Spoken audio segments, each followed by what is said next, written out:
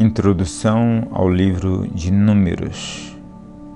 Tornar-se uma comunidade verdadeiramente humana é um processo demorado, complexo e confuso. Crescer simplesmente como homem ou mulher exige toda a sabedoria, paciência e coragem que possamos produzir. Mas crescer com os outros, com os pais, irmãos e vizinhos, sem falar nos estranhos, esquisitos e nos inimigos cruéis, o processo se complica imensamente. O livro de Números nos lança na confusão do processo de crescimento.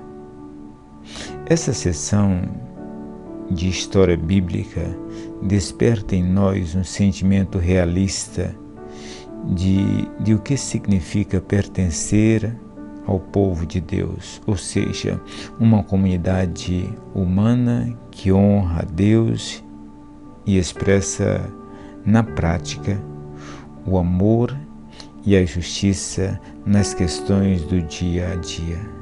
Aprende a lidar com o pecado, com você mesmo e com outros, e segue as ordens de Deus para chegar a um futuro de bênçãos.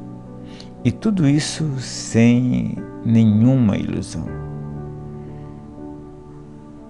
Muitos de nós afagam uma espiritualidade romantizada na imaginação, algo do tipo: Deus está no céu e tudo está bem na terra. Quando as coisas não andam bem, culpamos os outros ou nós mesmos, alcançamos nossos objetivos de qualquer maneira, às vezes de um jeito meio esquisito, e desejamos ter nascido em outra época, talvez nos tempos bíblicos, quando viver uma vida santa era mais fácil, pensamos. Isso é estranho, porque a Bíblia, o texto primário que mostra o que significa viver como ser humano criado por Deus e chamado a praticar uma fé obediente e o amor sacrificial, em nenhum lugar sugere que a vida é simples ou mesmo natural. Precisamos de muita ajuda. Precisamos de ajuda organizacional. Na vida, em comunidade, é preciso que haja distribuição de empregos, nomeação de líderes e controle de registros.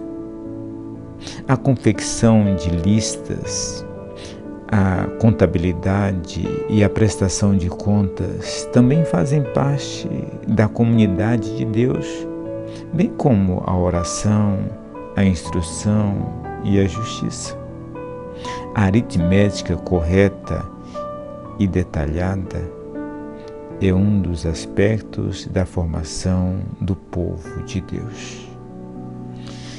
E precisamos de ajuda relacional. As pessoas que se sentem chamadas e guiadas por Deus encontram-se na companhia de homens e mulheres que pecam o tempo todo, brigam, discutem, murmuram, rebelam, cometem imoralidade, roubam. O que você imaginar, nós fazemos. Precisamos de ajuda para ter um bom convívio. A disciplina sábia é necessária se quisermos ser o povo de Deus. Acontece que contagens e disputas consomem grande parte do livro de Números. visto que eles também continuam sendo aspectos inevitáveis no processo de nos tornarmos povo de Deus.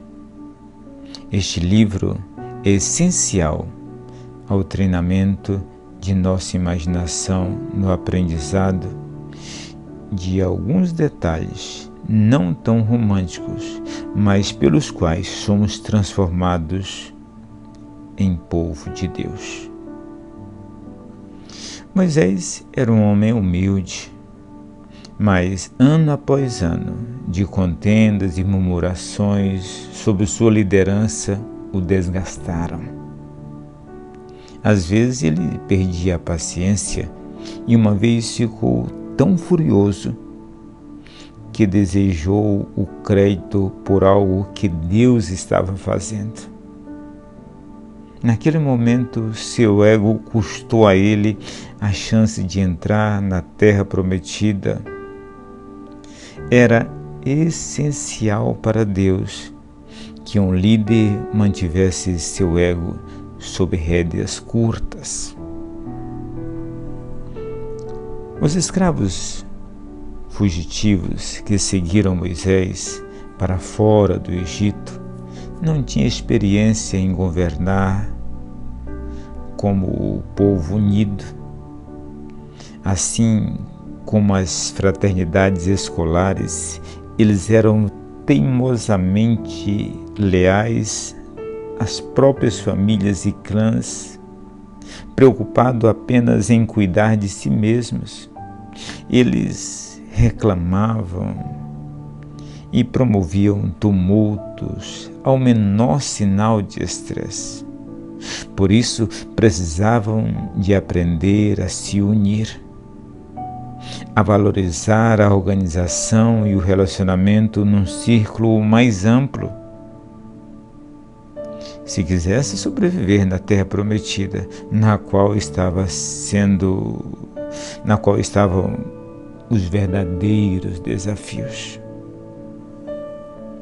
Por volta de 1280 a 1240 a.C., alguns estudiosos acreditam que os chineses estavam mais avançados no uso de ferramentas de bronze e arma que os povos do Oriente Médio. Durante esse período, os reis da dinastia Shang gostavam de sacrifícios humanos.